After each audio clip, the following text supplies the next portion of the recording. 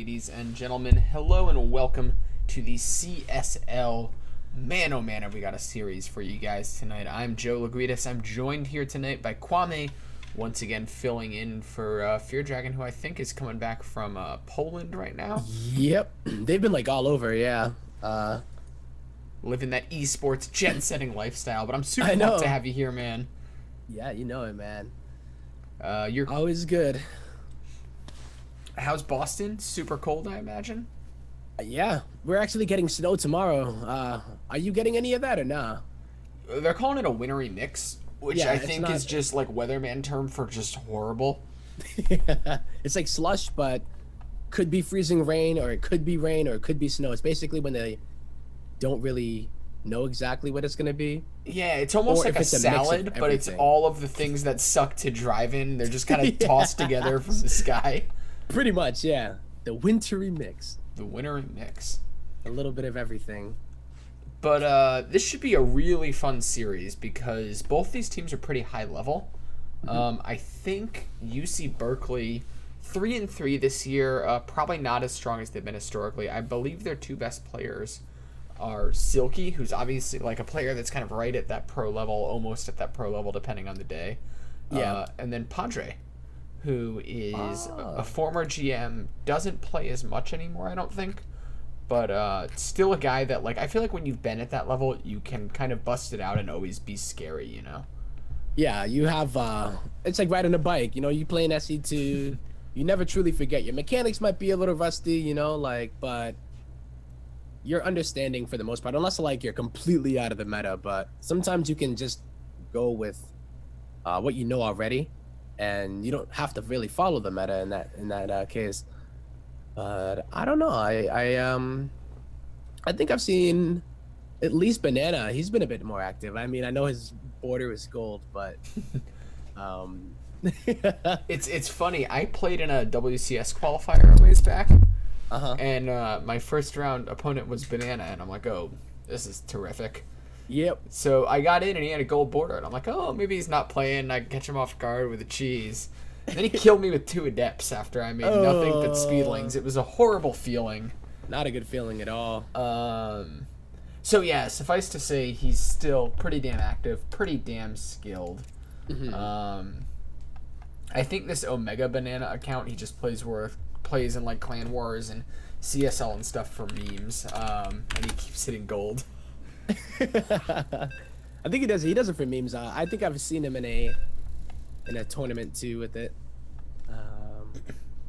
But I think without further ado, though, we are going to be hopping into our first map of the evening, which is going to be Abyssal Reef here. And we've got a pretty terrific ZVP for you guys. I can't wait to get things started. I think this is going to be like a really high-level first game to open things off. A lot of the times in the CSL, we kind of open up with maybe weaker players. It's the people that maybe are a little bit less confident. Both these guys coming out with who I think are probably their aces. So without any further ado, as soon as the map loads up, ladies and gentlemen, let's go ahead and introduce our players spawning here in the bottom right-hand corner. Playing for UC Berkeley, it is the Red Zerg player, Silky. and on the other side of things, playing for University of Chicago, it is, oh my God, a Banana. So this account is actually Omega a Banana. And Yeah. my Latin isn't great, but I think that means the last banana. Oh no. So This is the last banana and it's underwater, man. Like, what year is this? well, no, like I've heard there's like bananas are starting to die and they're all clones of each other or something. So like they might all die, so he may actually become the Omega Banana. Yo. Ah, damn. And if he is the ace, if he ends up being the ace, then I mean the prophecies, right? The prophecies were true. The Alpha and the Omega. But He's here we gonna- are. Yeah, he's gonna come up here, get a little scout off, sees that natural going down. He's gonna come up and see. I don't think that was an early pool, was it? I didn't quite catch the timing. Nah, it's just the hatch gas pool here out of Silky. And you know, yeah, Silky's always been a really solid player. Yeah, and Omega Banana, He's the type of player that he still has some pretty good macro games. You know, he's not quite tag your tag you're pregnant, right? Like that style of Proto. You know, tag plays Terran obviously, but he's not like quite on that meme level yet. But he can still do some pretty weird things, and he kind of lives up to his name when he does so. You know, he'll throw in the all-ins there. But you know, he actually had one of the most epic games at Two Cheese Adelphia's ago. You remember that one? Yeah, he took a macro game off True.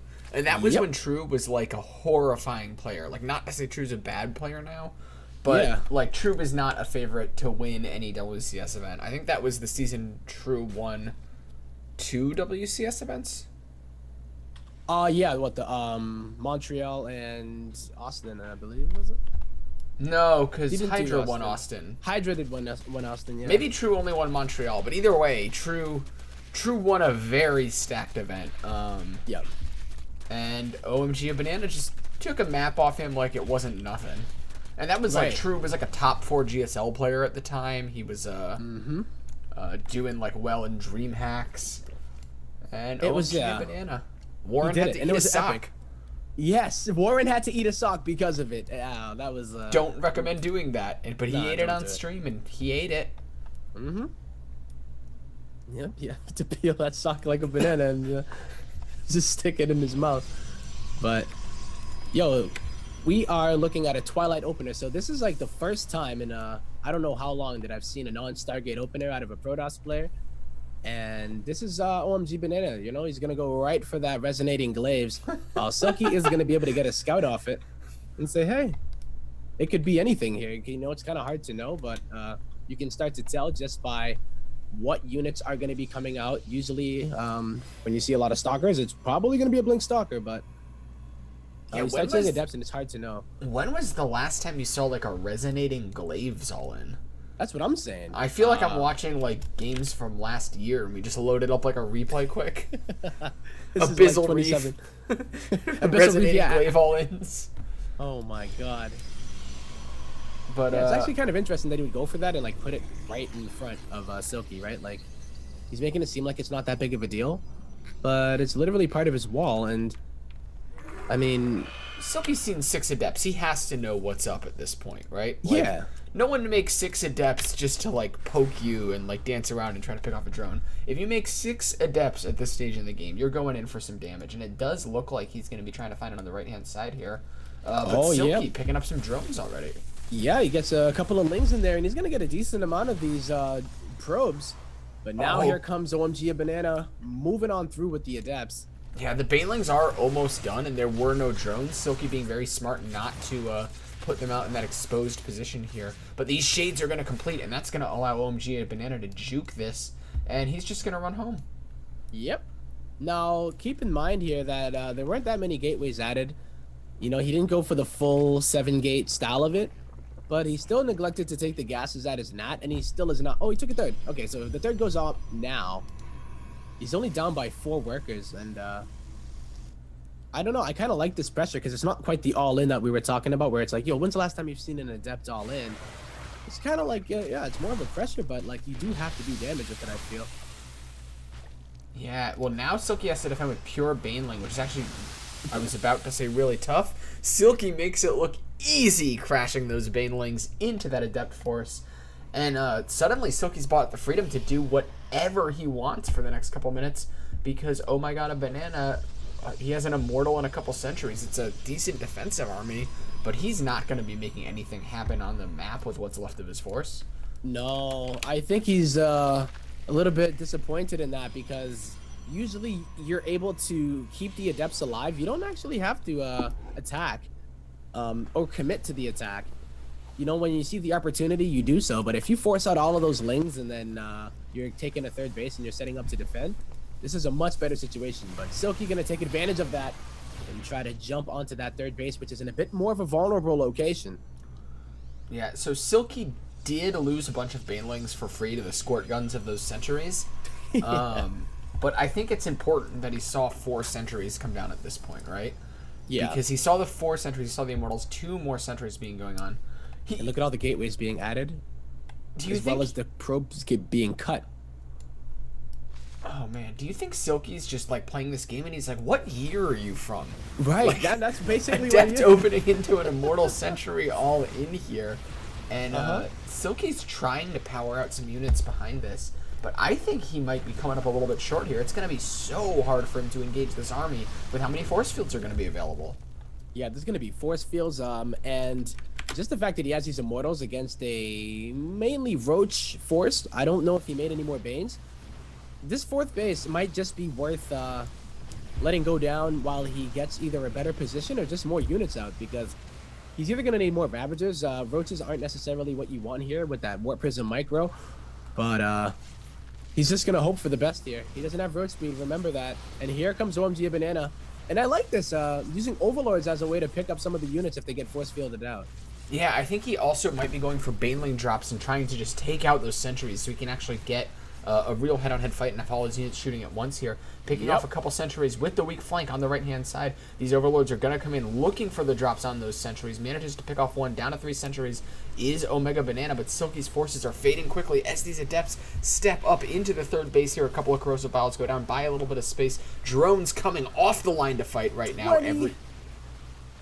Have gone down. 27 drones have gone down now, and the fact that OMG Banana took the third base means that he doesn't have to kill Silky here. Getting critical damage means that he can fall back onto third base economy, and it's going to be basically just about the defense. And with 28 drones for Silky, he is in a lot of trouble if he doesn't get some kind of crucial damage, if not a third kill here. Yeah, I don't even know if a third kill would be enough at this point, but he is going to be stepping up here. He's going to try to make in the some... main. Remember, there are adepts in the main of Silky at this time, so even more economic damage done. But Banana needs to survive here. He actually can't let this Roach Ravager force overrun him. Yeah, the force field does come down here, but in a way that's actually going to block all these probes in and maybe make Silky's job a bit easier. That third base is going to be sacrosanct, but OMG Banana still doing damage on Silky's side of the map. He's trying to make every probe loss a little less painful that way. Silky has bled down to 16 workers, so despite sniping that third, he's in a really tough position here. Yeah, I mean, he gets the third base, but that's good and all, but when you only have 25 drones, you want to be on top of that army. You can't let it get to this point. It's really about getting onto the Protoss army, killing it, and then not allowing it to become even stronger, because it works in unison, right? Like, the more that they're all together here, you get the sentry energy, you get, like, 2 immortals even now, and then you're able to use the warp prism to micro and kill indefinite amount, or just infinite amount of roaches here. Yeah, and I mean, I think if OMG a Banana does a good job of scouting, if he can figure out if drones or units are coming out of those eggs. Yep. That warp prism just got biled, by the way. But yeah, as you're saying, right? Figuring out if it's gonna be drones or units is pretty important here. If it's drones, you just make a big warping round, right? And you go try to kill him. If it's units, you just take your third again, and you have a 30 worker lead. But it does look like with the scouting information from those adepts, OMG a Banana feels like Silky's going to be trying to redrone. He's actually not, which is a good decision here. Is he going to be able to try to catch this army? Oh, he's gonna try. Getting 2 roaches over into the natural. See how many units Banana does decide to bring back. But in Silky's case here, you know, time isn't on his side, right? So it's not like using these roaches to buy time is going to really help him out. The longer this goes along, Banana's going to be able to outproduce. So it's going to be up to some kind of mistake in the engagement. I love the Banes in the Overlord if he gets any more of those, but this is do or die right now, and Silky does have the higher armies value. Yeah, Banana going to be pushing into this creep here. Good force fields go down, but the Ravagers have a decent bit of range here to try to shoot over. A couple of corrosive vials take the shields off the front of that army here, and they are going to be forcing Banana back for the moment. Here comes the Warp Prism. Those reinforcements are going to be absolutely crucial in making something happen here. Silky staying on top of those Adept Shades, doesn't want to let anything sneak by and lose all his drones again. And, Absolutely. That Roach run by Kwame brought the worker difference down to 10. Yeah, I didn't realize how much damage it ended up doing, right? Like, I caught a glimpse of it in the corner of the screen. I think it was like 8 workers or something that he killed. Yeah, and suddenly the mineral income is starting to look pretty close to equal. Silky can now choose to drone up again. He is still making nothing but units. I wonder if that's just a read on the kind of player OMG a Banana is. Silky may have larva issues, actually, because I don't know if he has any queens left. Oh, yeah, I think he pulled all the queens to defend, right? So Oh, that makes it really tough, right? Because you're like, even if you can get a drone count going again, you're going to be so limited by not having all those inject cycles. I wonder if that's making Silky feel like he's in an even more awkward position than he really is here. yeah, it's got to be, right? Because if you start spending money on the queens, then you barely have enough money, in general. Like, you're kind of starving at this point. And if you get the injects, then do you actually have enough money to make that full burst of drones? So I think he's prioritizing the drone, or it's really the units, right? Like, Yeah, he hasn't made a single drone since that adept run by him. Or maybe he made one. But he's just been kind of relying off what he has here. It does look like getting a couple more drones sniped off is, oh my god, a banana. Yeah, he's doing a really good job with these adepts. If not distracting, at the least. But here we go. This is the army. 91 to 73. +1 melee is done. I love the bailing drops. It's going to make this position actually a detriment if you think about it. They're all going to be clumped up, and here come the Banes getting targeted first. But that is some sick Bane range. And holy moly. Yeah, but Storm's not done yet. I think if he can kill this third here, that might finally give him the breathing room he needs to try to make a third base. Big storms go off, but Silky's army is still standing strong. He cannot take another blanket of storms like that, but I don't think there's going to be another one available for this fight here. More corrosive vials come off. Takes down that third, does Silky. He's going to back off, and boom, there is the big round of drones behind this. Silky, through sheer force of will, has put himself back into this game. How? Yeah, I'm wondering. I'm looking at the screen right now and just seeing I'm like amazed, right? Because when you're down by that many drones and you expect the defense to be held here, or at least you expect the Protoss to hold it at that third base. He's lost it twice so far. So yeah, Silky doing the just unimaginable right now, being able to just turn the odds in his favor and then getting the comfort to drone. You can see those queens in production now, Joe. So he's definitely feeling a bit more comfortable, I would say. Kwame. Uh-oh. Look at these high ground Banelings. I love this kind of move, right? He's been making the Banelings work so well for him all game here. They don't have speed, so he's going to want to wait till that third finishes up because it's, hard to catch the probes long distance mining. Yeah. No, he's just going to go in. He's just going to do it. And unfortunately for him, it is going to be at a not so ideal time. And it's only a 2-Bane investment at that point, so that's not too bad. Looked really cool. It did, right? Like, if he had waited, like you said, I think that would have been the better case there. You can't chrono boost something warping in just for, like a building warping in, just for reference, everybody out there. I do like, I like this Archon skin that Oh My God a Banana has. Yeah, it's pretty sick. They kind of got the Adept-like backpack on, and then from the front, they look like the genie from Aladdin.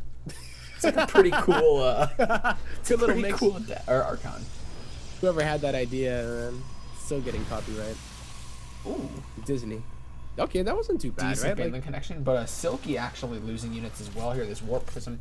Man, this Warp Prism has done a really good job of just keeping Silky from being too comfortable, not wanting to move off his side of the map, and both of these players have actually seemed a lot more comfortable doing the run-bys than dealing with the run-bys, and I think that's something you see at this level of play really commonly. People tend to get good at aggression before they get good at defending aggression. Defending it perfectly. So, and I mean, it's been kind of different aggression too, right? Like, Adepts are usually either shaded in and then they split all through the mineral lines. You don't really see this kind of pick up and put down harassment. That's usually for Archons, but the way that OMG a Banana has been doing it, he's gonna lose the Warp Prism though. Oh no! Yeah, the Corrosive Valves. He gets one Adept out, and that's the MVP Adept with 4 kills. Yeah. Oh man, these Ravagers have like really been worth their weight in gold here. Yeah. 7 kills on saved the one of them. day. I mean, killing the Warp Prism twice too, right? That's the second Warp Prism that they've taken out. So.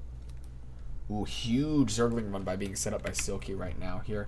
And this base is totally undefended. At the same time, sending more units into the natural as well, forcing some really cool moves is Silky right here. And if he can get this 4th cancel, that's going to be terrific for him. Oh, absolutely. Here come the Archons, though, and they do pretty good against Lings, so unless he was planning something on the left side, these Lings are not really going to be able to get any value whatsoever. But they at least put that threat in the mind of Banana. It sounds like a really bad sequel to a movie. I don't know. In the mind of Banana. They are going to get the wraparound once again, and I think this time it should be enough to force the cancel out. They do want to back off before those Archons can force an engagement. I don't think Silky's going to try to be diving into the natural of his opponent or anything crazy like that. But maybe he should have. He's basically just going to bleed out all those Lings for free. Oh, yeah. These are +2 Lings as well, so they would do a really good job in a mineral line.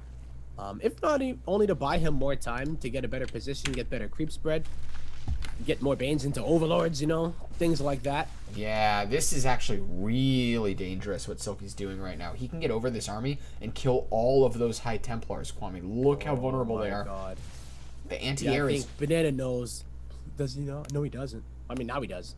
Yeah, the anti-air is just the Archons, though. Like, there's a few Stalkers here and there, but it's not going to be enough to focus fire down speed Overlords before they start dropping bombs on all your High Templar. Especially when they come from the high ground. So now Banana, oh, imagine if he had waited for that. Good first storm, a second storm, and another one going to be able to take out one of the Overlords. And I guess it's better to storm that than your army, right? It's like, okay, well, go for it, man. Storm isn't the most effective thing against Roach Ravager, but it's still good. You know, Storm's good against anything, except for, like, Ultra. This crazy, scrappy, hyper-violent, aggressive game has actually settled down a bit here. Banana's still poking around the creeps. Silky, on the other hand, looking to make something happen with these Baneling drops. Why not? They've done so well for him so far. Storm comes down from Banana. Oh my god. He loses almost all of the Banes before they get out. Ooh, that was a little bit tough for Silky here. Still in a decent position, I think. Yeah. But kind of his, like, kill move on that army definitely got knocked out. And I think because of that, he's going to have to play a little bit more passive right now. Yeah, and the problem with the playing passive here is that... Oh, no, I thought he didn't invest into any other tech. He ended up getting a Hydra Den. So he has the choice of either going to Lurker. He can start researching the +1 ranged attack. But he can't get caught here. Oh! Silky needs to be so careful there. Yeah, I guess, like, he does still have a decent Roach count here, and they can kind of tank the storms a bit. Ooh, trading out a Baneling for a High Templar's got to feel great for Silky. Oh, I'll take that for sure. Oh, no, what is this Templar doing? He's just kind of hanging out, doesn't even get a storm off. It's okay, he's got the auto attack. He got, like, one auto attack, right? And it's like, I don't know what's worse, the High Templar auto attack or the Sentry Tickle Beam. Like, I think the main reason they added the auto attack was just to, like, change its pathing, right? So they didn't, like, so that they float don't run into, into their main or whatever. Yeah, it's mainly because they would always run forward. They don't show any love for the Infestor though. Poor thing, you know, he still derps into stuff, and he's fat. Like that poor thing. Yeah, they are not hard to target fire, those Infestors. Not at all. Ooh, really nice Baneling run set up here. The army's a little bit out of position. Can they sneak by these cannons and get the probe shots? Rolling. And they are +2, so they do one-shot the probes. Remember that. No, I guess we kind of got to take a step back in this game, right? Like, you said that it's stabilized, and it kind of has. That Archon count is getting so high, and it's only going to be Roach, Ravager, Bane, and it's only melee upgrades. So remember, these Roach and Ravagers don't have any upgrades. Yeah, this is actually the perfect time for, oh my god, a Bane to attack. He's investing in the Lurker Den as Silky, and I think because of that, he feels forced to just kind of back off, not fight. He just was forced to build a bunch of Roaches he doesn't really want to make. Because he doesn't have anything else that can deal with these Archons right now. And continuing to do a good job here is Banana of just keeping Silky on the back foot. He's dancing around. He did get that 5th base. And yeah, another Warp Prism going to go down as well in the main. And also there was a bit of a Bane drop, it looks like. I'm looking at the workers lost. And 15 probes apparently went down at that 3rd base location. So Banana's down to 32 workers right now, Joe. Oh, great storms coming down now, weakening up the army of Silky quite a bit. These units are lost, and Silky's actually now evacuating drones from this 4th base position. Yeah, with the amount of economic damage he did, I guess he can go and take the loss there on that 4th base. I actually thought that he took the other base here, but he's only long distance mining from it, so you don't want to lose the bases simply because of the fact that they produced the lava there for you. So He hasn't been doing the greatest with his injects, but you know he's been under a lot of pressure as well. Trying to figure out if Banana's trying to kill him or actually tech up and go into a bit of a more late game tech composition here. But This is such a weird game, Kwame. right? If you had told me this game was going to go to 22 minutes, I would Absolutely. not have believed you. Silky does now have a bunch of lurkers, and that makes these Archons a lot less scary, because like coming down this attack path, as long as the lurkers are burrowed, as long as they're burrowed. Okay. Well, there are storms. There is an observer, at least one. I think there's like two that are with the army. Yeah, so they're both there. Now there have been two lurkers that got put into an overlord in order to get lurker drops going on. The positioning though here does not favor the defense of that fourth base, and that's gonna go down as well as 12 drones. Yeah, Silky did double expand just a few moments ago, so he should still be sitting on 5 bases. And he's actively trying to make a run-by happen here with this Roach Bane attack. Oh, he's actually looking to go into the natural here, and this is forcing OMG of Banana to back up as Silky gets the... Oh my 14 god! probes. What were those probes thinking? Oh, and OMG of Banana even came home for this. And you don't want to come home to watch all your probes die. Like, when something like that happens, you actually want to be on the other side of the map doing damage, You right? wanna be Like, as that's far the as away. worst case scenario. You don't want to see. You don't want to see that. Yeah, 100%. Like, 26 workers here. Banana has, and it's gonna continue because the lurkers are waiting. Oh no, there's nothing in there actually. So Yeah, the it lurkers. looks like Ooh, maybe gonna get a the high high ground ground. siege position here. And starting to chip away on those Archons. Big storms come down, zoning out some of this army unit here. But I don't think Silky wants to be pushing into this too aggressively. yeah, don't be too aggressive with it. But he has the power to do it. Like, the immortal count, I guess that's pretty heavy. 6 is not, you know, some kind of immortal count that you just say, oh yeah, that's nothing. But I believe what's gonna happen here is that Banana is hoping that the DTs are gonna allow him to get on top of these, but there is an overseer here. He doesn't have blink. He can't snipe the overseer and then try to get the DT on the army. So it looks like it's just gonna be used for harassment. And they Yeah. are gonna go to the third base of Silky where there's nothing, no detection just yet. Ooh, almost manages to wait a take him minute. out with a couple of clever Baneling manual explosions here. And there is now a speed overseer and some roaches. That means these DTs should get cleaned up eventually, but good job of splitting them up is Banana doing here. Yeah, these DTs, they were hopefully to try to get Silky to panic, maybe start losing a lot of drones everywhere, but the Warp Prism was able to be seen. It got sniped, and honestly, this is not a lot of economy for Banana. There really isn't. It's coming to that point now where the tables have turned, and Silky's the one that has the better economy, debating if he wants to actually attack into Banana. I am this game, right? Like this game has been just insane. Yeah, it looks like Banana's next choice is going to be Disruptors. And, I mean, that seems good. Disruptors are good again. Silky's got a lot of, like, kind of big, meaty army that might be weak to Disruptors here. The count is not super high just yet, so there might be a moment of weakness that Silky can kind of exploit. First shot gets some Lurkers bruised, but nothing has gone down. And I wonder if Silky's going to take the opportunity to try to jump on this army while the Disruptor hits are on cooldown. Yeah, he could try. He's playing a bit more defensive though. He's trying to go ahead and snipe these Templar though. And one's gonna go down. A second one here. Oh my god, Banana. Gonna lose 3 Templar for Was that the 4? price.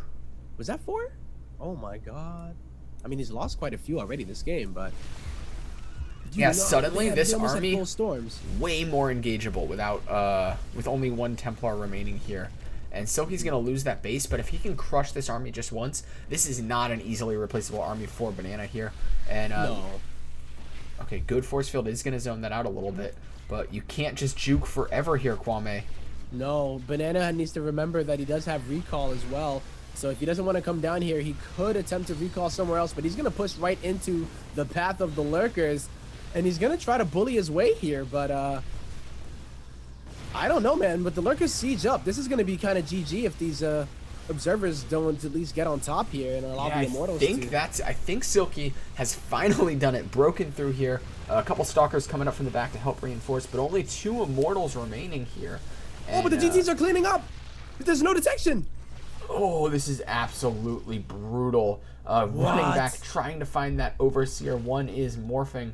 And OMG, a banana holds on by the skin of his teeth. All these DTs should go down for free, but no, doing a great job of pulling back there. Yep, and there's a DT inside of the natural. It killed it's going for the lurker den now. It killed the hatchery inside of the main.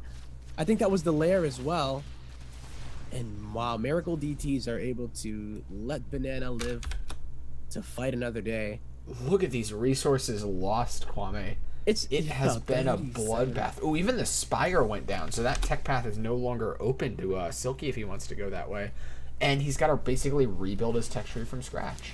Yeah, what can he make right now, Joe? He can make roaches, ravagers, lings, queens. Wait, he can't even make lings, can he? Okay, he does have a spawning pool.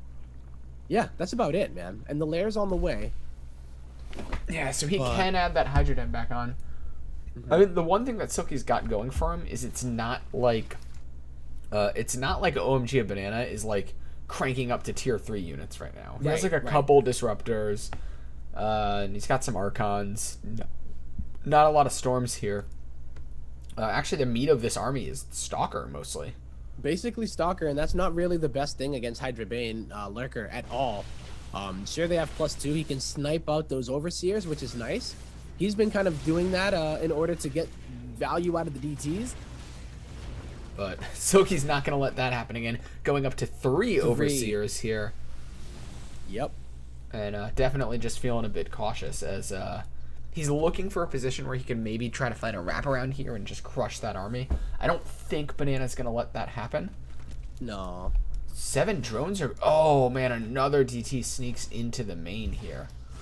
Yeah, Banana has been on point with his harassment, but whoa! Something just happened. Silky wasn't looking. He was dealing with the harass, and he just lost all those units up at the front to a disruptor shot, Kwame.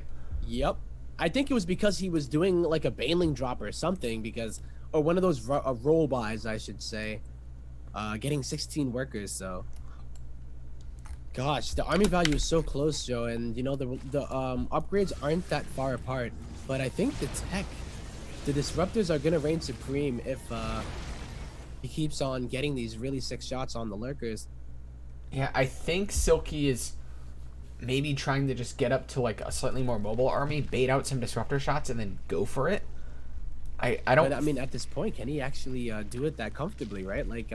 No, it's not going to be comfortable. But I think if he knows the disruptor shots on cooldown, he can beat the rest of the army. Yeah, true. All right, well, Banana.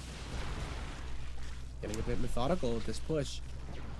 The Baneling count is super, super high, so as long as he can get those to actually crash into the units they need to.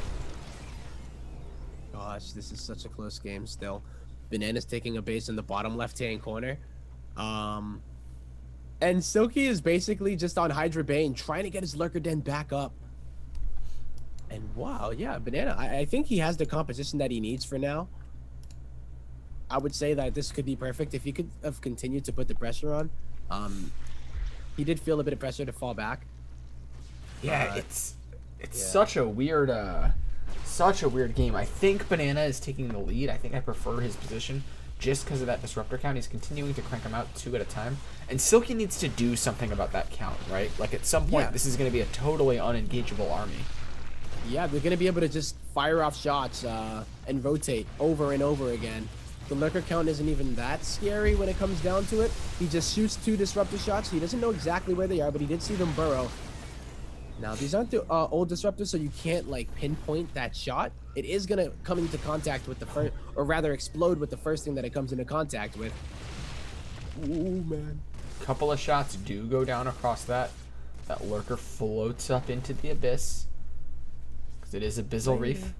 Yep. And Banana backs off. Probably just waiting for these disruptors to cool down again. I would say so, right? Like, he can do this indefinitely, but he's just being careful with it, too. Never getting too in the deep, I would say. He's just... Yeah, you don't want to overextend, because that's the one way you can die, right? If all your splash damage is off cooldown, or on cooldown, rather, you can get the wraparound. There's so much DPS from that Zerg army. There's not a lot of, like, Archons, like that steady, continuous splash damage. So it can get really dicey really quickly. And Silky Yeah. going for what could be the last engagement in the game here as he tries to get on top of it. Oh my Bailey's- god. Those were the hits Silky needed. Yeah, I think Banana had some really good shots there. He wasn't able to at least kill the lurkers with it, but he just obliterated the army right there. And even though he lost a bit of his own, he still keeps the disruptors alive. These are the units that are going to be able to comfortably trade here with the lurkers. And now Silky's starting to get a bit more micro-intensive. Oh, no. Or like micro-focus, I should say. By lifting up those lurkers, getting them out of the way, not allowing them to die. Yeah, he is starting to whittle away at that disruptor count. This game is so scrappy. 6 more probes just went down somewhere. Yeah, I don't even know, like, are the probes just drowning because they've been in this game for so long? Like, I don't understand. Silky has a button he's hitting that kills some probes every now and then. I gotta tell you, this is quite a change of pace from Print F's games, where the whole series was over in like 15 minutes. Yeah, no, like, completely different. Silky And by the way that it started, you would never expect it to be like this. No, not at all. Silky proving so resilient here, though, is going to lose a lurker to those disruptor hits. He needs, like, Vipers or something to deal with. Something else. Yeah. Like, Broodlord is the tech that would basically win him the game, but he doesn't have the economy. Banana has been doing such a good job. Warp Prism harassment, sniping the tech. He resets everything so that even getting to Hive is going to be a pain. Because it's just now starting. But 10 drones just died again. I mean, 10 probes. Just died again. And Yeah, I mean, these counters are what's keeping Silky in the game. I don't know how he's actually doing them. Oh, that was awesome with that Hydra. Right-clicking just a single Hydra on that Disruptor, getting the kill. A couple more Disruptor balls do come out, and Silky is continuing to hang on here. And finally the Hive comes up, Tempo. That's what he's trying to hang on for. And if he can get even a few Vipers out, whatever he can afford, that would really be good because he would be able to pull the disruptors. Sure, the Blink Stalkers would be able to trade, I believe, but they would have to blink into the lurker. Right. Oh, but I think he, oh my god, a Banana senses weakness here. A couple more disruptor shots are going to come off. Oh, really unfortunate hit for Silky here as he does lose a lot of the bulk of his Hydralisks. And, I mean, like you said, Silky just needs to get a couple Vipers out, and that should let him survive till whatever he wants to do next. Whether that's Broodlords or... Well, I think the real issue here for Silky is that he's just surviving. Banana was able to take another base during all of this. Oh my god! Wow, all of those disruptors almost were getting taken out by the lurkers, but the tables turned, and the Purification Nova was able to take out another 2 lurkers right there, and it looks like Banana, just when Silky was getting the tech that he needed to try to at least trade efficiently, might actually be pushing on to this win here. Yeah, Silky just has enough. Like, even once these Vipers come out, what is he going to kill the Disruptors What is he with gonna at pull this him point? into his drones? the drones surround. He is going to try to make something happen here still, is Silky. Pull him in. I mean, you can pull him into the lurkers, I guess, and just right-click on him. He does have a few still. But it's just like a little too late almost. 2 lurkers remain. Yeah, certainly And a that's it. tough game here. I think we've like reached the point where it's all over but the crying. Yeah. And, so this is what we're talking about here, guys. Just being able to pull those disruptors. 1 Viper to rule them all, Joe. 1 Viper to rule them all. Silky should be tapping out any moment here. He's at half the supply of his opponent. He might not know that. The recall might tip him off that Banana feels he won and just didn't want to risk overextending with his army here. And then you do what you do because it's a tournament game, and like this is actually a super important game for UC Berkeley, which is you press F2 or tilde in my case. Yep. And then you walk across the map and you lose your army and then leave. Yeah. Something that you don't want to have happen to you happens to the best of us, though, and the worst of us, but mostly the worst of us. All right, it looks like Silky is going to pop up here with the Viper, getting 1 good grab, a couple more like that, and maybe he can find a way to take this fight. Looks like the Viper should have enough energy for another abduct here as Silky curls around this side of the base. Also with a run by going on in the 5th, he's trying to whittle down the economy of his opponent, but those 2 disruptor shots come in, and those lurkers are the anchor of the army. GG is Gee, called. is that the longest game of the CSL so far, or maybe not? It's certainly the longest, like really high level game like that. Right. Ah, dang. Hot damn. Yes. All right, guys. So we are going to jump into just a super quick break after that crazy game. Don't go anywhere because we will be right back with our next series. That's going to be another 1v1. I'm Joe, this is Tempo, and you're watching the CSL.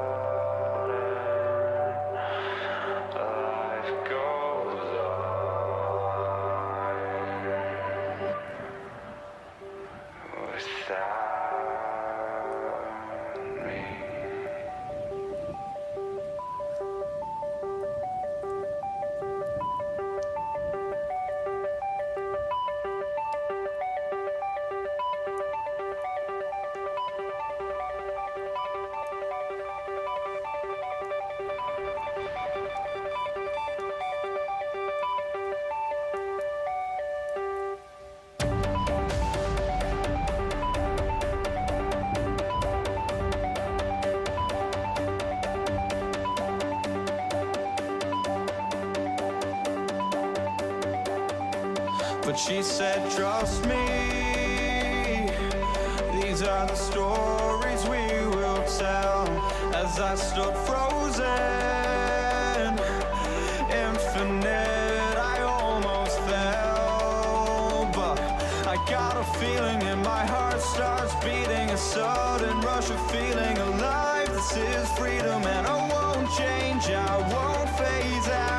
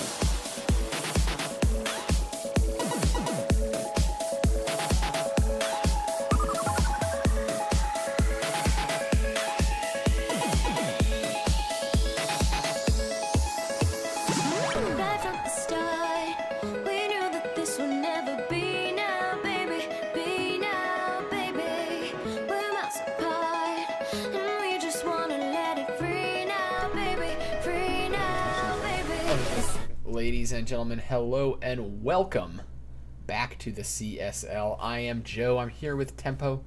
We're hopping into our second game here, where University of Chicago taking a surprising win over Silky.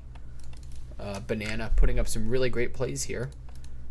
And we're going to be jumping into our second game, which is a PvP.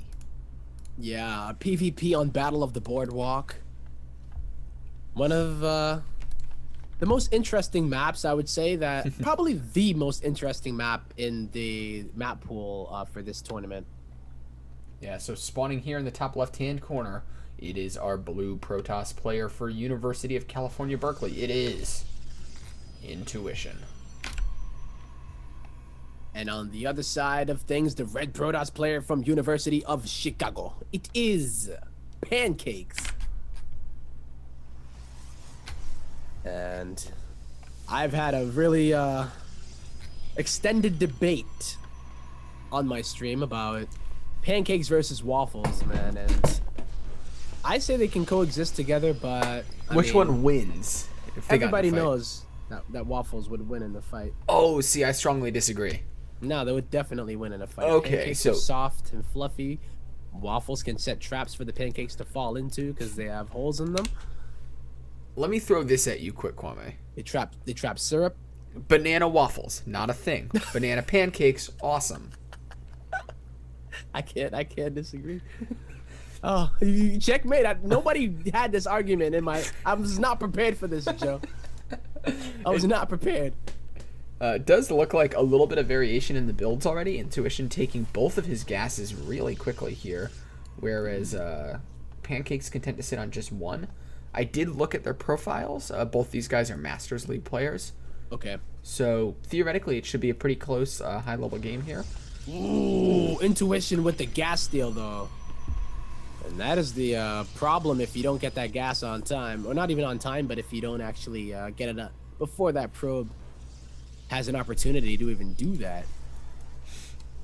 Yeah, But that's okay for now. Yeah, I mean, right, you can get a Zealot out or a Stalker out or whatever and start DPSing it down. Pancakes did take his natural a little bit early, so, I mean, he can get gas there.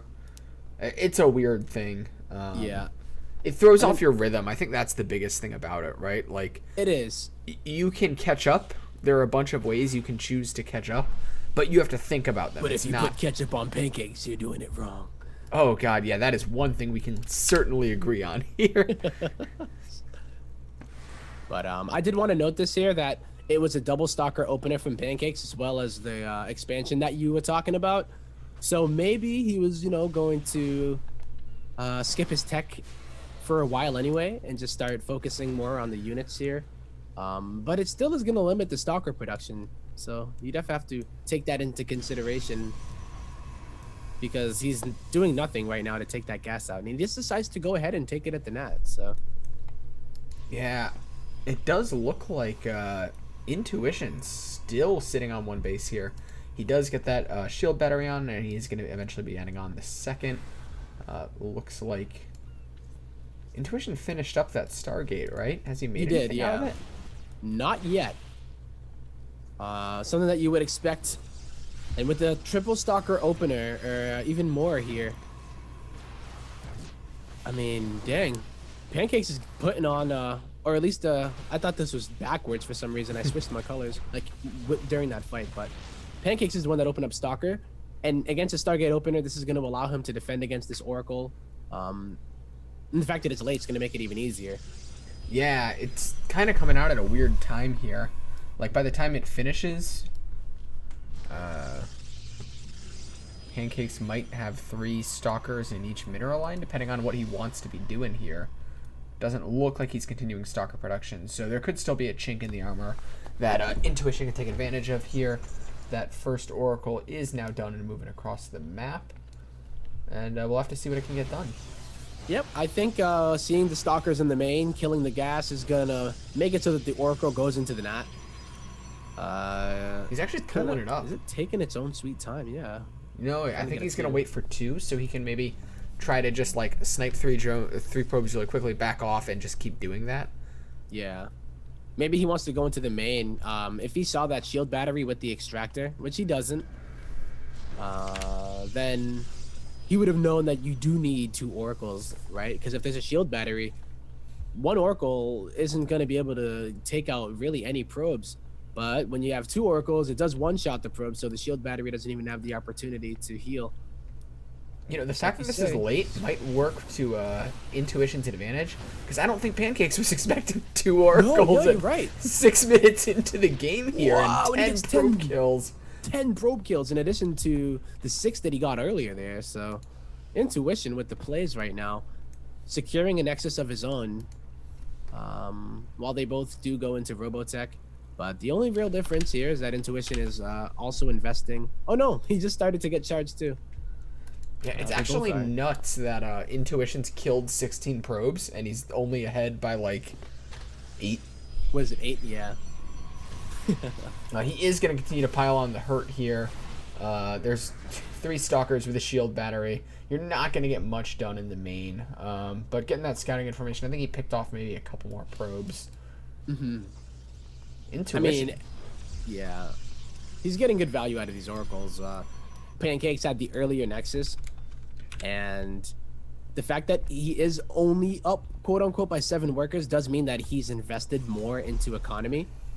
But if you look at the supply, as far as army goes, they're pretty much even.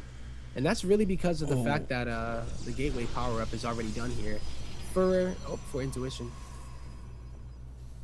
Yeah, missed a vulnerable probe there, but continuing to get scouting. Great information here by Intuition. Neither of these guys wanting to try to make anything happen on the ground just yet. They're both content to kind of sit on their half of this awkward map. And Intuition is just planning on being absolutely relentless with these oracles here. Yeah, trying to get the economy damage that he can get. But he does have to be careful when it comes down to it, because if this attack is going to happen, he definitely needs more on the ground. There's 4 stalkers here guarding at least that pathway, but there's nothing at the watchtower.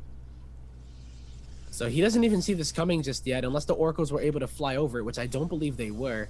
Yeah, having these oracles back at home would actually be great for this defense. Oh, this is such an unfortunate spot for Intuition to get caught in here as Pancakes pushes up with the superior ground army. And Intuition has to find a way to hang on. Can these Immortals be the key that lets him do that? Well, they're going to have to try. They have to at least target the Stalkers. They're not going to do too much targeting down those Zealots. In comes the Warp Prism to get a bit more of the reinforcements here for Pancakes. And I think that catch in the middle of the map is going to cost Intuition this game right now. Yeah, this is absolutely brutal here. The probes are continuing to fight, but he is plummeting in supply. He does have a few Stalkers coming in to reinforce him with the 2 Immortals. He should force this attack back, but the economic damage was real, and suddenly Pancakes, who's been kind of struggling to keep up in an economy all game, is ahead in that aspect. Exactly. And now, after losing 17 workers, it's funny that you look at the worker count and it's 27 to 33, which isn't a huge difference, but it's just the fact that they've both lost so many workers this game. But Pancakes has simply produced more over time. Yeah, this feels like the scrappiest CSL series we've seen in a long time. Here comes more Oracle damage coming in, and because of what Pancakes moved out with, these are actually going to do massive amounts of damage. There's so few Stalkers here to back up this defense, and the Oracles are even going to escape with their lives after picking off another 12 probes. MVP Oracles taking out a total of 29 probes this game. Wow. And the fact that they were able to get the Revelation too. Yeah, this is quite the scrappy game. Intuition, with that move, puts himself right back into the game. They're both going to be sticking on 2 bases, and it looks like Intuition is adding Archons to the mix. I don't see a Templar Archive here for Pancakes, so I mean, he's just trying to make what he can. Nothing coming out of the Robo just yet. The Templar Archive does go down now, but definitely not in the best situation here. Yeah, I think Intuition has put himself in a really solid lead with those attacks. Here comes another wave with the Oracles. Doesn't want to get caught here. These units are so valuable. He can actually pick off a potentially get some of these ground units for free, but he decides to just save his energy. He gets a good tag on the army and backs off. Yep. Oracle's still alive. The fact that both of them are still alive is insane. Kwame, look how high this immortal count is out of Intuition here. He's gone up to 4 immortals, and his opponent is on a mostly Stalker army that he's forced because of these relentless Oracle attacks here. Yeah, that's a huge immortal count, and these Stalkers don't even have blink, so they can't even bully, on the map. They can't go in, dive into the main at any point.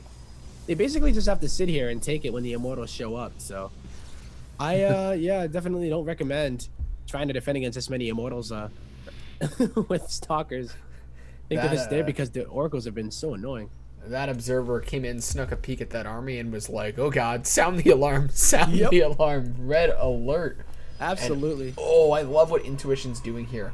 He knows that he has map control, so why not take this gold base here? Super clever. He might even just recall some of his probes.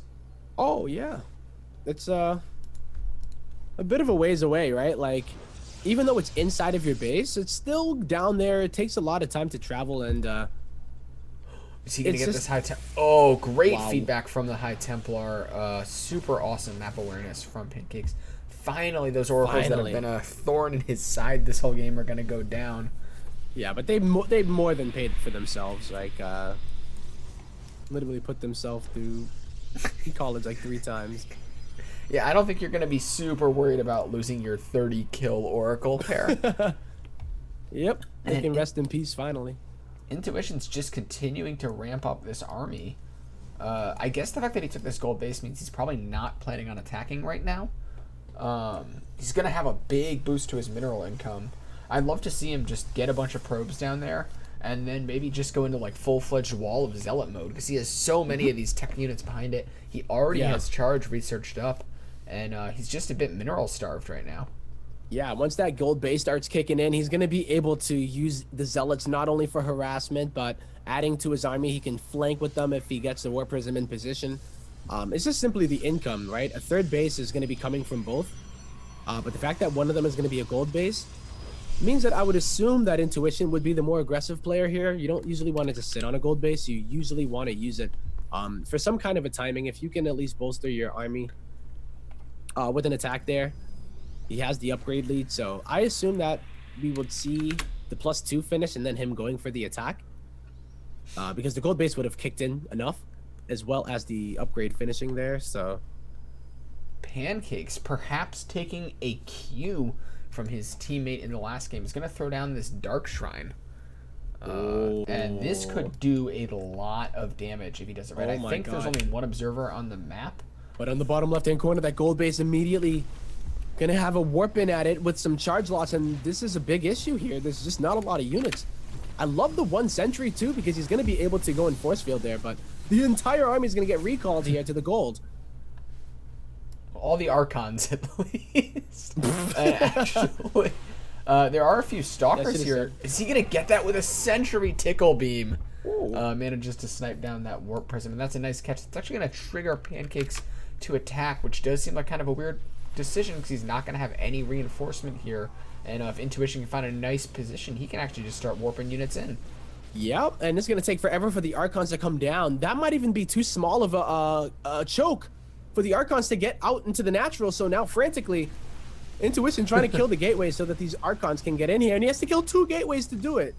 Oh, and then the attack doesn't even happen. Painful.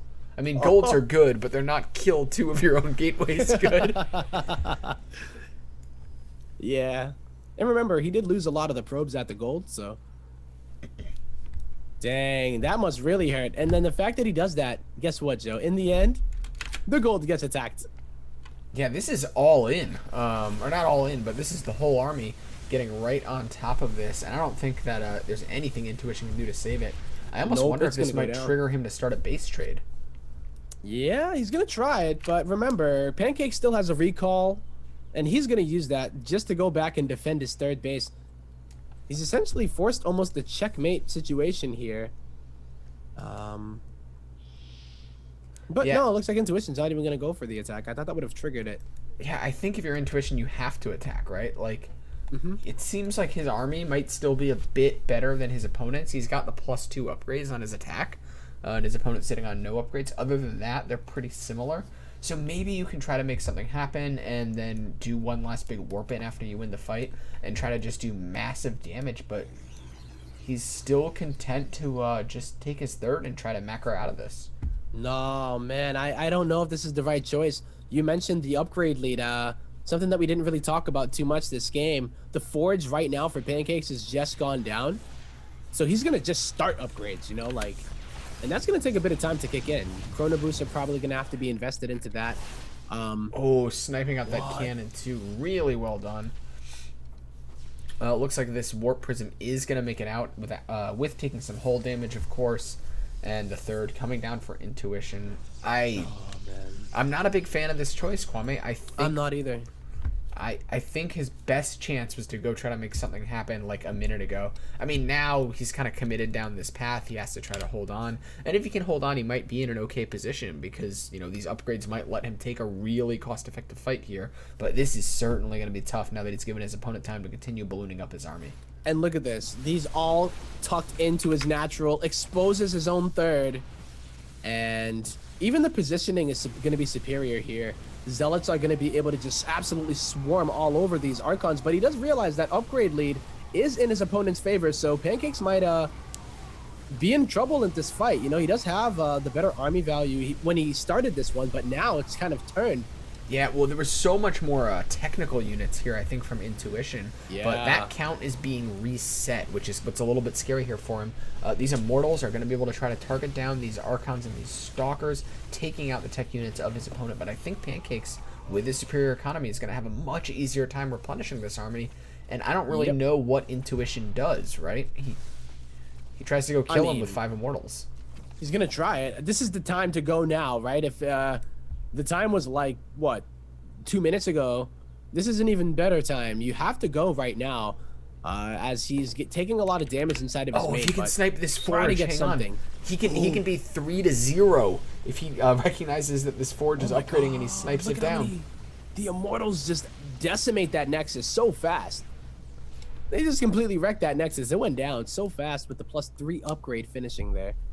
Yeah, if he, like, just one warp-in round of Zealots, right? And he could try to make something happen here. I think he might be able to do it. 3-1 is a massive upgrade advantage, especially when you're dealing with like units like Immortals and Archons. Yeah. Jeez, DTs are such a nuisance though here. Phoenix is going to be able to eventually kill this Warp Prism, but he might actually morph those into Archons. Nope. Yeah. Just goes on, tries to get more damage done, and time is on Pancake's side. Or it was until he lost that third, obviously, but I think it still is. Pancakes has double the worker count of his opponent. But where's he mining from? That might even be bad because of the fact that the army value... Okay, never mind. The army value is similar. It's just the upgrade. Yeah, this is a really strange game. I still think Intuition should probably keep attacking that third at least. He doesn't necessarily have to go all in on his opponent yet. But I think he should be putting some kind of pressure on here. Just because if Pancakes can comfortably get his third up, right, he just resaturates that, and he's suddenly in a terrific economic position again. Look how money-starved Pancakes is. Yeah, Pancakes is really struggling here. They kind of both are. But with that third base from Intuition already mining, he needs to take advantage of this +3, right? Like, he has such a tech-heavy army that I feel like with this upgrade lead, he should be able to just get some massive amounts of damage done, but he's not confident. Though? Like, Pancakes is replenish. Ooh, I actually love this from Pancakes. Adding in a single Immortal, knowing that or a Void Ray rather, knowing that the anti-air of his opponent is a bit weak. Once like the first fight will go down, you know, the Archons will trade out, and then it's mostly those Immortals anchoring the back of the army, and the Void Ray can just kind of rain down supreme from him on above. Yeah, if he's careful with that Void Ray, it is going to be a very crucial unit here. But picking off with, 6 probes with those Zealots. Not bad. Yeah, not bad at all. Yeah, these games today, Joe, I swear. Do you think the players are sitting there like a little bit confused what they should do now? Because that's I think they are, yeah. They're both kind of just sitting there. They're macroing. They're thinking trying about to harass attacking each other. Yeah, Intuition is his upgrade lead is like untenable at this point. Yeah, that's why I wish you you know, maybe even using a Warp Prism and the Immortals there, trying to get something done. But he is using at least a Warp Prism with, I think it was Adepts in it. Whatever's in here. No, it's actually going to be Zealots, but when you have this much of a lead with the upgrades, when that army value was even, I feel like maybe he would have been able to do something, but it didn't seem like he was confident in his army there. Yeah, I wonder if he had even clicked on his opponent's... Oh, why is he not trying to make some... Oh. This is a tough situation. I would have liked him... I think I would have preferred to see him maybe just leave the Zealots to attack that and just get the Warp Prism out of there, right? That's the more important part of this equation. Yeah, the Warp Prism is more important, I think, than the Zealots here. But the Zealots are going to be a pretty valuable asset in the fact that they do scout. They know that their gold base is up and that no probes are mining from it. So this could trigger some kind of attack. It could trigger him for him to take a fourth. But we're past that point where his upgrade lead is really going to make that much of a substantial difference. Well, yeah. I mean, no, it'll... Right, the upgrade lead gives him a chance. Because he's 30 supply behind, but he's up 4 upgrades, essentially. Yeah. But it's mainly Archons. Immortals aren't going to really do too much. Here comes the engagement, Joe. Going to use that Warp Prism for some micro. The positioning is better here for Pancakes. Upgrade lead, of course, is into Intuition's favor. We've already said that. And is it going to reign supreme with this amount of Immortals here? This is a very tech-heavy army, Joe. Yeah, he just has to make sure, while he still has some AA, he gets that Void Ray, or everything's just going to slowly bleed out here. Yeah. Zealot flank comes in from behind, and really well done by Intuition once again. For a guy that seems so not confident, he's taking these fights really well. He is, and his army's so sick. And that was one of the first attacks, or at least engagements, where there wasn't something going on in the other base. So he doesn't have to worry about going back to clean up DTs. He doesn't have to worry about Zealots killing his gold. No, the only thing that he has to worry about right now is trying to close this game out. He's not taking a 4th base. He's basically just... Okay, now he's taking the base, but like... I was going to say, right? Like, he's cut what else all can production. Yeah. Oh, 2 DTs go down for free. That's a nice pickup for Intuition here. And he's going to try to make this happen. He's pushing up. The probes do get evacuated here. Intuition's going to chase Pancakes back up into his natural. It looks like he wants to try to force this fight right here. Right now, the Archon's doing a good job of making mincemeat of those Zealots. There's a lot of Immortals remaining. If he can target down that Void Ray, then I think he wins the game. And well, there it is, Kwame. Well, there is nothing left on the ground for Pancakes. The detection did get killed here. So there is no detection for Intuition, but Pancakes taps out, Joe. And another ridiculously back and forth scrappy game. GG, congratulations to Intuition. Manages to put one on the board for his team. University of California, Berkeley. That's going to tie the score up 1-1 as we prepare for our 2v2. All right. Yeah, so don't go anywhere, guys. We'll be right back with that 2v2.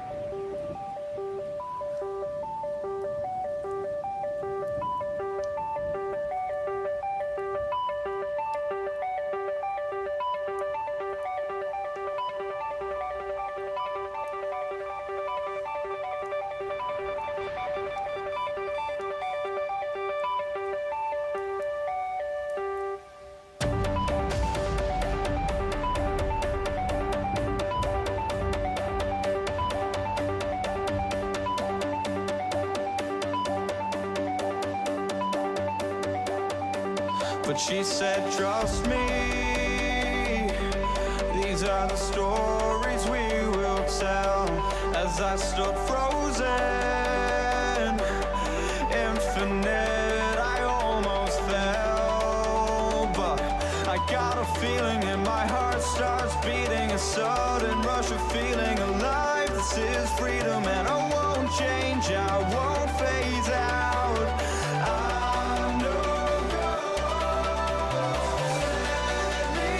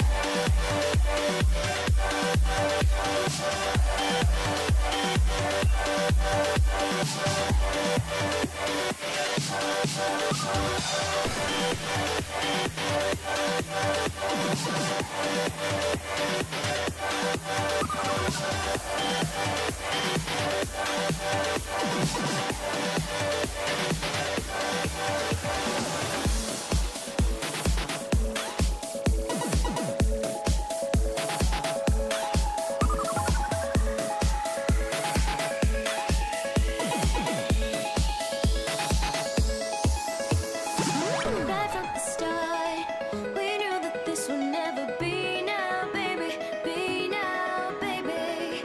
We're miles apart, and we just wanna let it free. Ladies and gentlemen, hello, and welcome back to the CSL. We are jumping into our 2v2, Oh man, it's really foggy in here. and it's going to be on Overgrown Facility, which is one of the newer 2v2 maps. Blizzard did finally go in and update those 2v2 maps, which is great, because I play a lot of them. Oh, nice. I actually, I haven't done 2v2 in a while. I did do 3v3 and some 4v4s, just for fun, with a winner and some of his buddies. All right, well, we are going to be hopping into this game here and spawning in the top right-hand corner. Playing for the University of California, it is our Blue Terran GYX. And our yellow Protoss Padre. Sorry, I didn't know our style. And in the bottom left-hand corner, playing for the University of Chicago, it is the Teal Zerg player, PSO. And the green Zerg Unbowed. And I forgot to change my overlay, so if you ever do Game Heart, you have to make sure that you go to WCS, which I assume you have. Yeah, I do have the WCS one on because I am not a noob at 2v2s. Right? I play this game. I know how to read this spreadsheet in the top left-hand corner, Kwame. I'm gonna be so stupid. Oh, God. It's like, I always forget, man. And it is what it is, man. It should be an interesting way to see the state of the game, but here we are in the 2v2. Both teams are tied, both schools. Yeah, Right? Like 1-1. I think I favor Chicago a little bit here. Okay. We've seen PSO and Unbowed play a lot in the past, and they've like shown a lot of good synergy, which can be really important in the 2v2s. On the flip side, Padre used to be like a really good player. Right. Playing at that GM level. I don't think he plays anymore other than like CSL and like maybe a little bit casually. Could be totally wrong on that. But Yeah, like in the shadows. he was like one map away from qualifying for WCS at one point. And I feel like when you hit that level, you never really lose it. We talked about that, right? It's riding a bike a little bit. Yeah, like, and sometimes in a 2v2 situation, so, you know, you can have that one player that does dominate. But as you were mentioning, on the other side of things, the synergy can be something that is just unable to be overcome by the opponent. So Yeah, PSO is also like a that. Masters League player here, and I Okay. think he's a pretty active guy. Oh my Looks god, like- speaking of activity. We have ourselves a Roach Ling coming out of Unbowed. Yeah, it looks like Roach Ling coming out of Unbowed.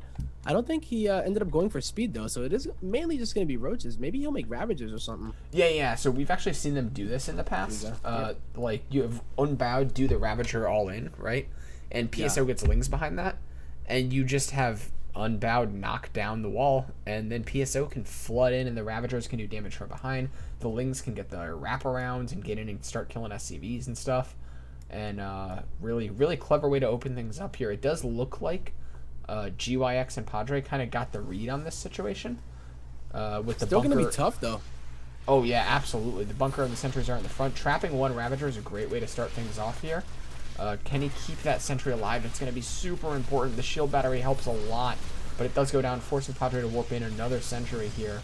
And suddenly he's in a lot of trouble as these Lings start to put some hurt onto these pylons. Oh yeah, they're getting in there, and even though the Sentry was able to keep those Ravagers out for a little bit of time, remember the Corrosive Bowel does break the force field. So now they're inside of the main base. Lings are inside of the mineral line of Padre, who is losing so many probes. Yes, Oh, indeed he my. is. And actually, I think Padre is just going to be knocked out of this game right now. And it's smart to target Padre here, I would say, too, right? Like, just going for him. He's the closest one. He was holding the wall. Hold the door! And he loses all of his production. Yeah, Couldn't and do it. I like what they're doing, which is trying to commit to kill one player. So many times in 2v2s, you'll see a team get a big early lead against one player, and they go into a fight against the other one without killing their opponent, and it gives the opponent time to recover. I think if you can firmly knock Padre out here, two players are going to be able to beat GYX, who, you know, even if he's a decent player, it's just it's a lot harder to play in a truly 2v1 situation instead of a 2v2, but your teammate is mostly dead.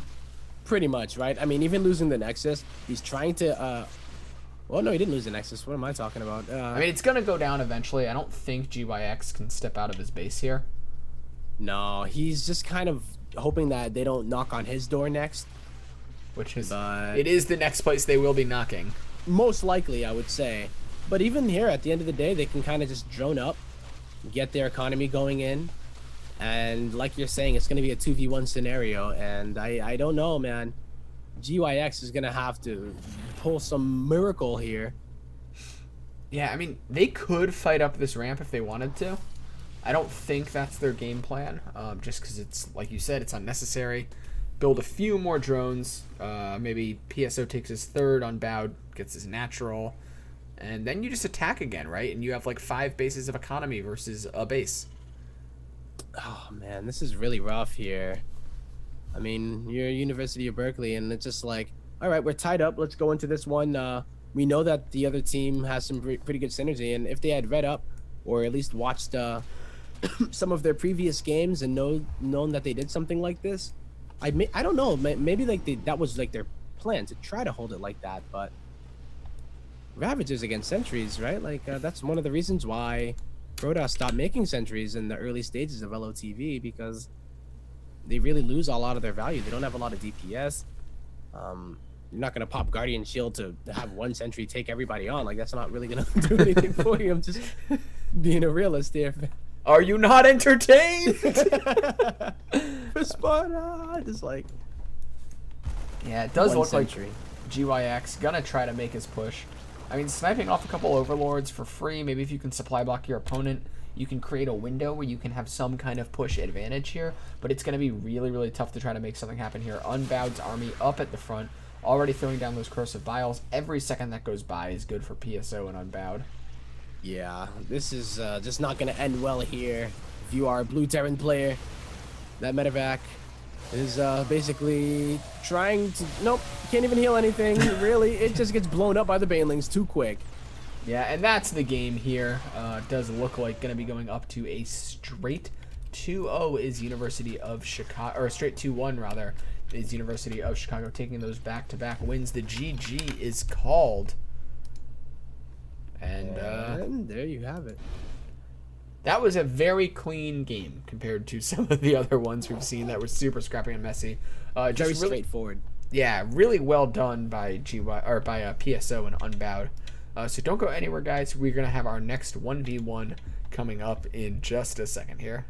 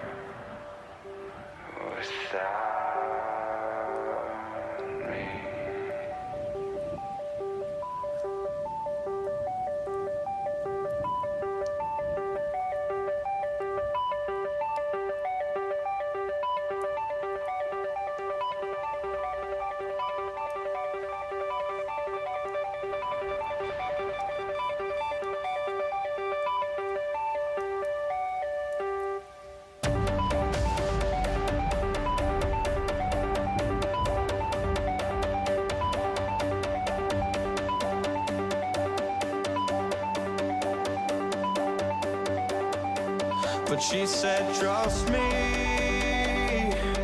these are the stories we will tell.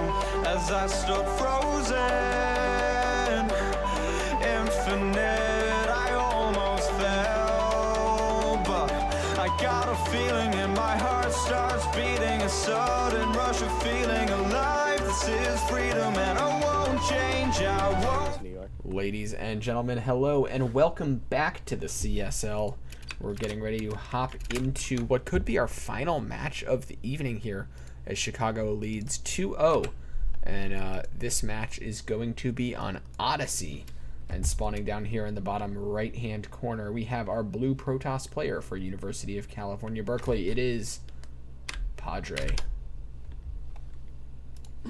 Excuse me. And in the top left-hand corner, our red Zerg player for University of Chicago. It is PSO, one of my favorite Dreamcast games of all time. Phantasy Star Online. I always think like PlayStation Online when I see PSO. Oh yeah, nah, PSO will forever be Phantasy Star for me, man. That was my game. So PSO and his teammate just stomped Padre and his teammate pretty conclusively, but 1v1 is a bit different. Very. You know, I think you can kind of carry yourself a bit more. There's less weird stuff you can lose to.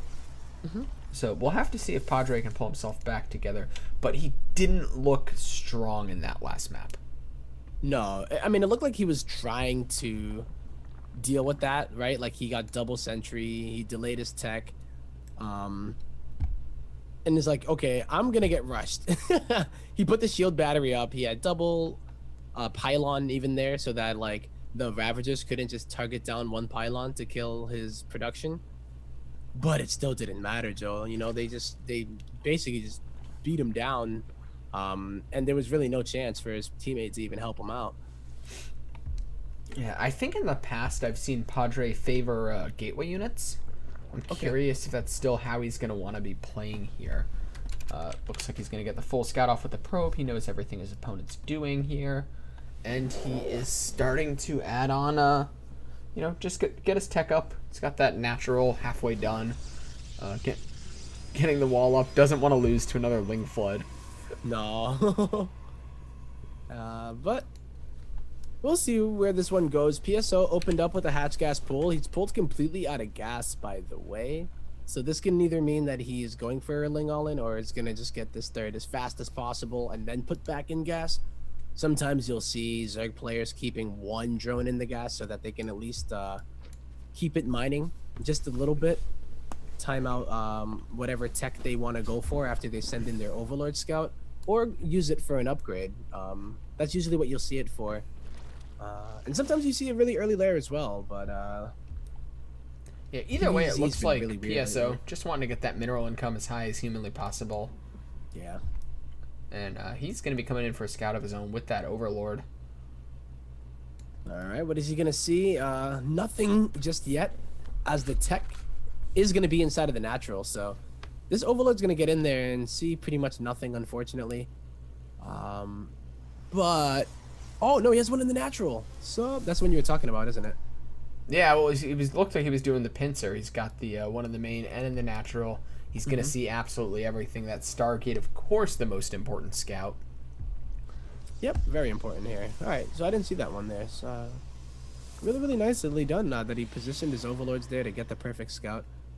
And after seeing that at the nat, he doesn't need to go into the main just yet. But after that Oracle does fly out, you usually do want to get into the main because it can be like a Twilight Council follow-up for a very fast Adept or a charge lot timing. Or even the Robo too, because that'll give that Warp Prism potential as well. So it's like, you do want to see if he's going into more Stargates and taking a third, or if he decides to go for the ground army afterwards. Yeah, well, the first Oracle's out. He's getting that Phoenix coming out as well.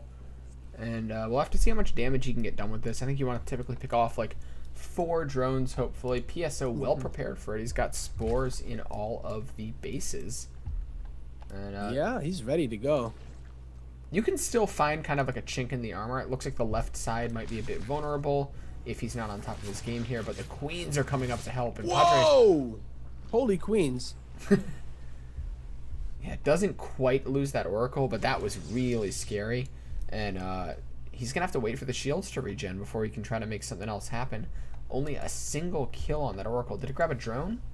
It got a drone, that's it. The only thing that it was able to get was that drone, and yeah, taking that much damage on the shield makes him a bit more hesitant to go in there even later. So sometimes when you get like the Phoenix, and even if you put like another Oracle, you can lift up the Queen that's at the base and then start targeting down drones while only the Spore Crawler is damaging. So 2 probes just went down. Did you catch what did that?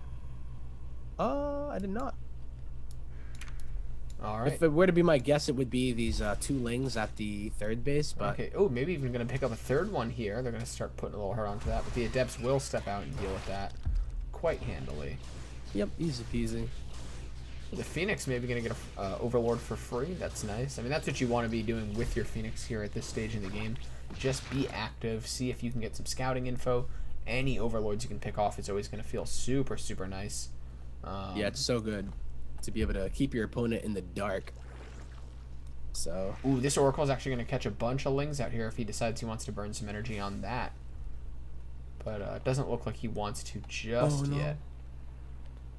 he's gonna lose it though. Oh, 3 queens get in position and they target it down. Padre a little bit late on the reaction, but he does allow it to survive. Oh, whoa! Needs maybe even just to put down a revelation. I think that Oracle might be a little bit too much responsibility. Yeah, this Phoenix is gonna snipe down another Overlord here. Really nice pick off for it. There's actually another one in his main here, and it's not the same as drone kills, but if you can get a Phoenix that gets super high value, you can a little bit make up for that less than satisfactory Oracle in the beginning here. But here comes the big attack.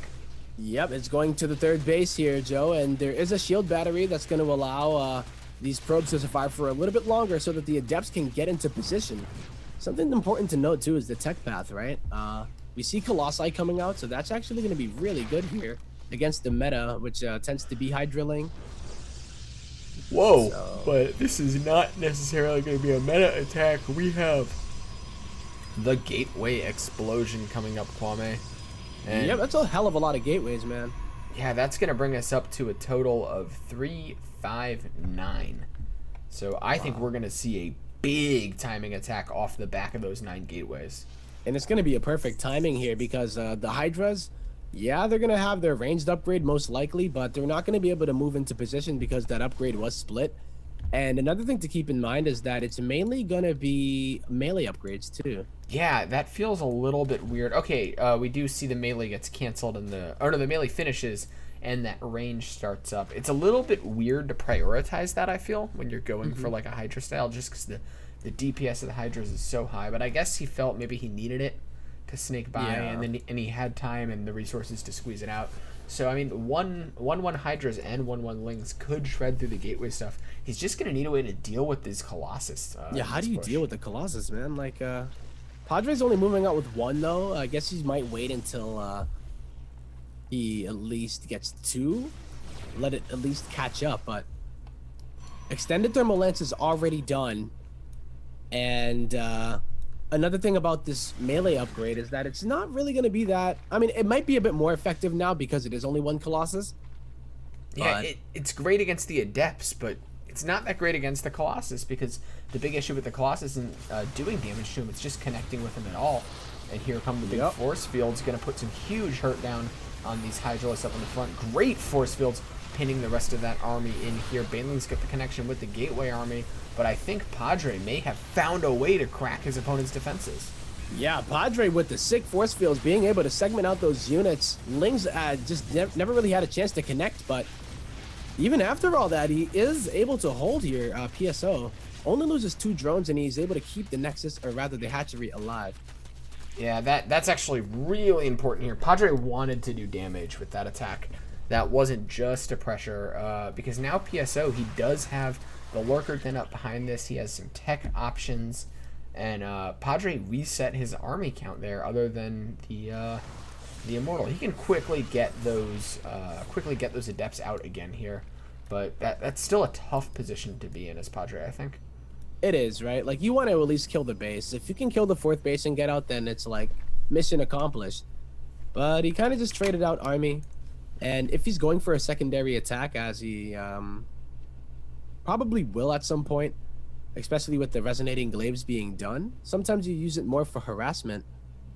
I am a little bit worried about how he's going to deal with the lurkers. Step 1 would be killing every Hydra PSO has for free. Oh my gosh. Well, that's one way. Just have more stuff because Yeah, well, and how then? Oh, he doesn't have an observer. So he at least has an Oracle, though, so remember, he could tag it. But if these are on, like, hold fire lurkers, which they're not, so Padre knows at least where a decent amount of the lurkers are, he can move that Oracle on over to get the Revelation, or just walk around it. Yeah, why not? Yeah, he could even put some Adepts on it and target him with his Colossus. Yep. He gets every single lurker. I know if he did that, then that would be just, like, next level, but... There's so few other units that you can kind of like deal with them being burrowed a little bit easier, you know? And he's actually fighting lurkers head on with Adepts, and it's totally fine. Catching all of those Hydras in the middle of the map was a huge pickup for Padre here, as he's going to be pushing into the natural and potentially ending the game as his opponent is just kind of trickling in reinforcements from all sides one at a time. Yeah, there's really nothing more that PSO can do. A huge blunder now, going to cost him the game, it looks like. 176 supply to 85. Padre with the Colossus that just cannot be touched. GG is called, and you know what that means, Kwame? What does that mean, Joe? We are going to our ace match. match. Ace match. Yeah, so we're going to find out when we come back which 2 players have been chosen as the aces, guys. Don't go anywhere. This has been a fantastic series so far. Can UC Berkeley pull this victory out of their hats and defeat UC Chicago, who have only dropped 1 series this season? We'll find out right after this.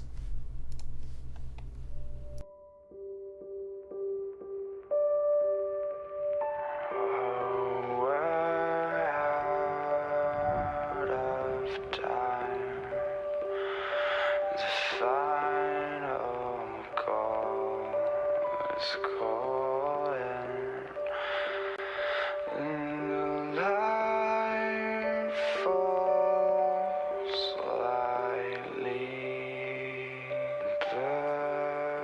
between us.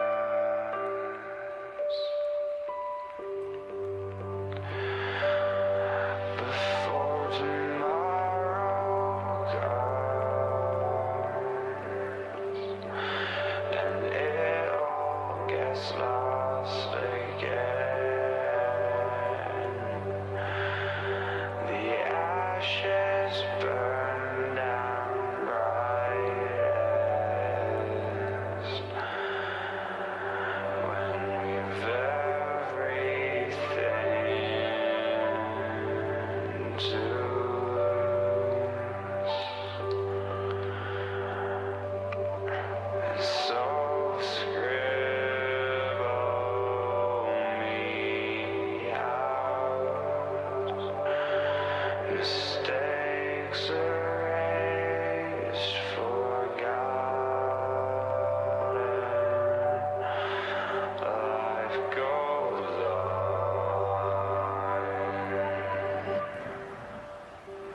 without. Ladies and gentlemen, hello and welcome back to the CSL. We are getting ready to jump into Silky versus OMG Banana for our ace match. Rematch of the first match.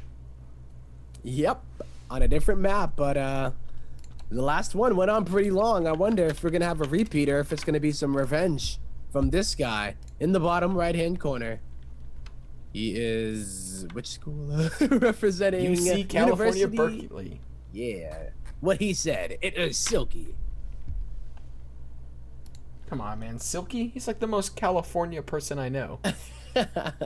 And spawning Yeah, here we know Banana.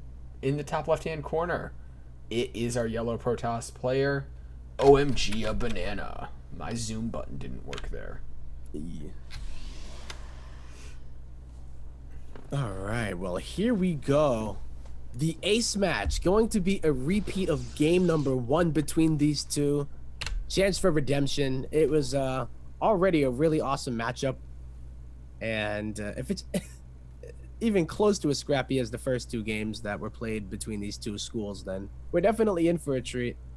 I think Catalyst is going to be a little bit harder of a map to turtle on like that, but you know, Yeah, anything is possible. here comes OMG a Banana. Just getting that scout off. Yeah, Catalyst, it's a bit of a weirder map, right? Like, there's all these paths to attack on. I think it probably favors Silky because we saw, boy, does he like his lings and running them everywhere, getting them into the mineral lines. And I think Catalyst, once you get past, like, the 2 base Protoss stage, those bases are just so exposed and ripe for the picking. Yeah, it's gonna be nice for him if he decides to do that. You know, he got so many drone, or rather, probe kills throughout the game, and like I love the fact that he never gave up on them. Even though he didn't win the game, it's just one of those things that persistence. Some people will do it once or twice in a game and then they just stop. They focus on whatever is next and get their tech out a bit more, and they're more focused on the macro and keeping up with the amount of bases that they're on. But no, Silky would always find a way. On a map like Abyssal Reef, it can be pretty tough to do that too. But I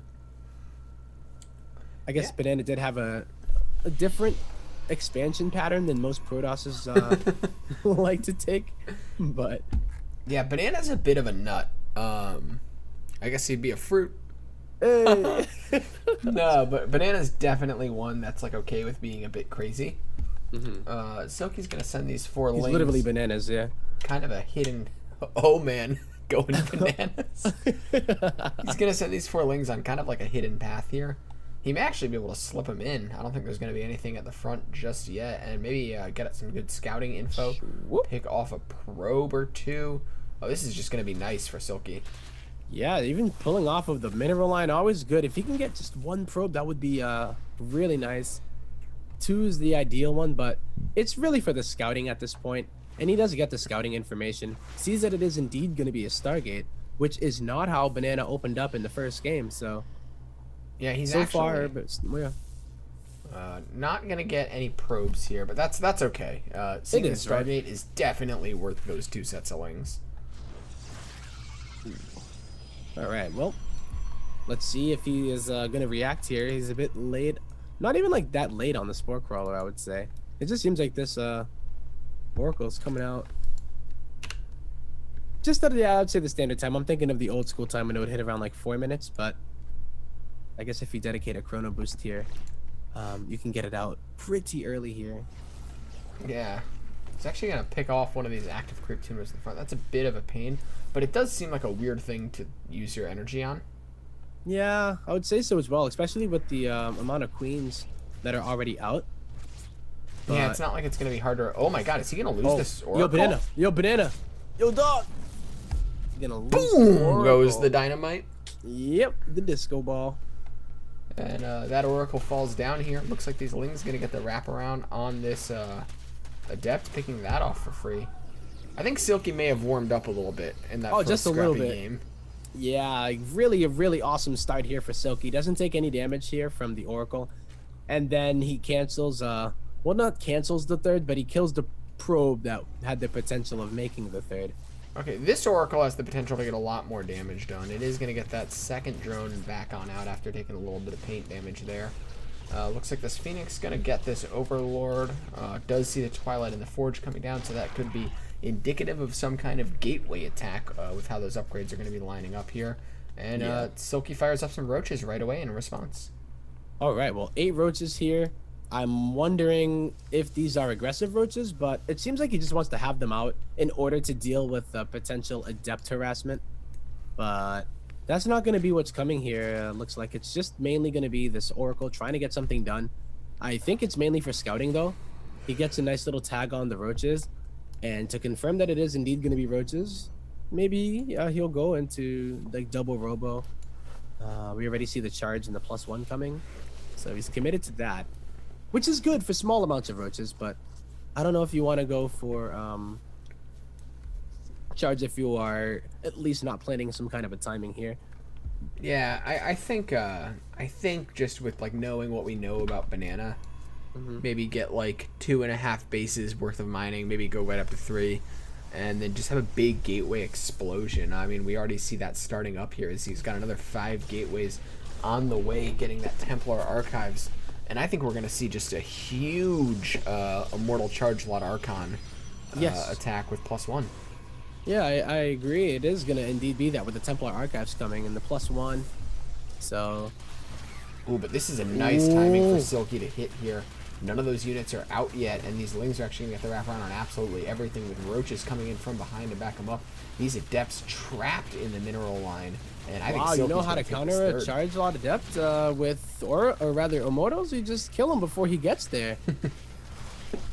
Silky actually starting to push into the front here. One Immortal manages to snake its way out here, but the Corrosive Biles are going to be able to get over that wall, and Silky is starting to knock on that front door. Yeah, he is pushing on in. It looks like Silky doesn't care about the third. He's going for the kill. He wants to win this one and get revenge for his school. And More- the Cyber Core is going to get targeted down. More Lings streaming in here, and this is a really scary moment here for Banana. That Immortal getting denied is absolutely critical here, and Banana even cancels it. He just needs the resources at this point to make whatever units he can get, but I think it is curtains for the Chicago player, as Yeah. Silky coming back with a vengeance in the final game. Berkeley, yeah, I think is going to be able to take this one here. Only these Zealots remain. Lings are flooding in. The wall is down. And now there's just a bunch of probes inside of a main base. They can't even contribute to the economy at all as they kind of await their fate. Even the Queens are coming. Queens, yeah, why not, right? You need some anti-air to deal with the Phoenix Void Ray Oracle combo, which was starting to maybe do a bit of cleaning up. And I think Banana's heart sinks seeing those Queens. So many transfuses available too. Ling's gonna get the wraparound on all of these Zealots. Corrosive Bile even chipping away at that Void Ray. Yep. He is banana pudding, boys, and Silky gonna take it for University of California. Berkeley gets revenge there. And you know what? He does it in a lot shorter period of time than it took Banana to kill him. So, I mean, have you ever tried to kill somebody with the banana? It probably takes a long time. Really well done there by Silky and UC Berkeley. Chicago had the stronger record coming into this one, but just really nice job by California. It looks like that is going to be it for us tonight, guys. Thank you so much for watching. We will be back Thursday with some more CSL. We will see you then, and until then, be safe and take care. Later, everybody.